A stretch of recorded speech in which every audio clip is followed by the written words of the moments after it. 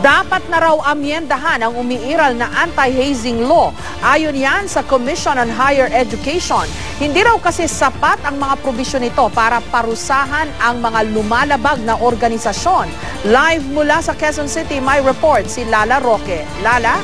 Jessica, pero alam mo, sa kabila ng mga maraming kaso na namamatay dahil sa hazing rights, ay meron pa rin tayong ilan ng mga nakausap na gusto pa rin sumali sa mga fraternity o sorority. Ang ilan nga sa ating nakausap ay henerasyon na raw ng kanilang pamilya ang miyembro ng mga ganitong organisasyon. Ang mag-asawang sina Mix at Sweet, nagkakilala raw sa kanilang kinaanibang grupo. Kapwa-opisyal ang dalawa sa Alpha Kappa Rho Fraternity sa Balik-Balik Sampaloc Chapter. Ang kanila raw mga magulang, frat at sorority member din. Sa sobra rin daw nilang loyal sa kanilang grupo, sumailalim daw sila sa ritual. Ang peklat sa gilid ng kanilang kanang kamay malapit sa pulso, ang patunay raw dito. 25 cents po na binayad sa palaran. Sinunog po sa kandila. Sumailalim din daw sila sa hazing. Padel po, tsaka service yung utos-utusan ka. Pero ano po, hindi naman po ako nahirapan nun.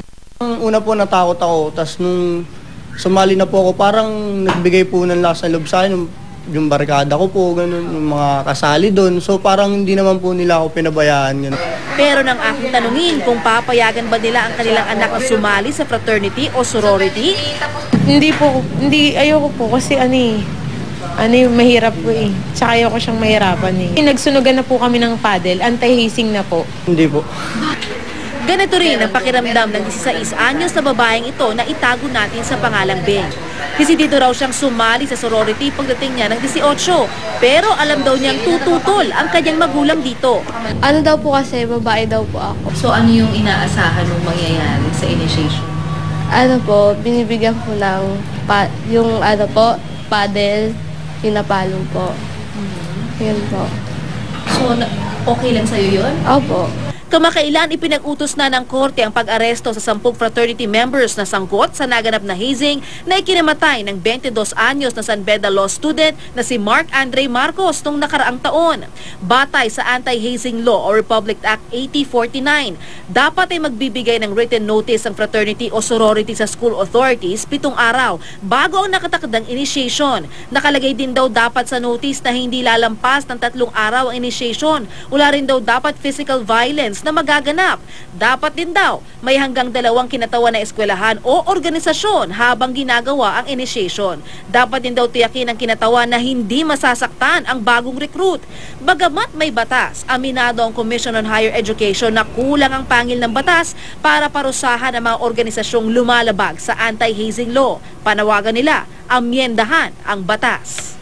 Immediately, ay yung mga organization or fraternities, sororities na hindi magpaparegister, talagang yan yung mga illegal organizations, saka may sanction na against sa mga members na papasok dyan.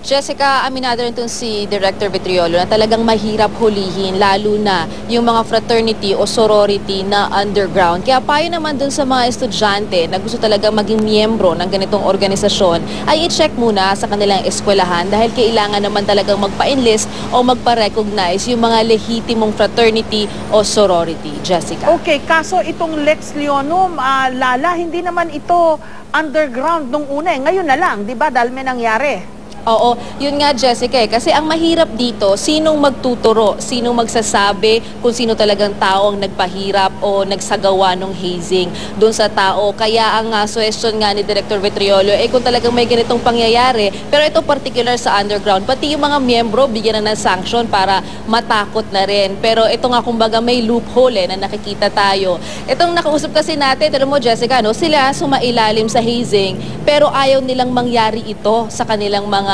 mahal sa buhay. Kaya pero parang medyo may konting contrast doon, Jessica. Okay, pero hindi ba pwedeng sabihin na lang outright na bawal na ang initiation na nakasasakit sa mga miyembro nila o yung mga recruit nila? Kasi masyadong marami yung provision, Lala, hindi klaro. Kailangan pinapayagan ng initiation pero kailangan i-inform mo yung school authorities.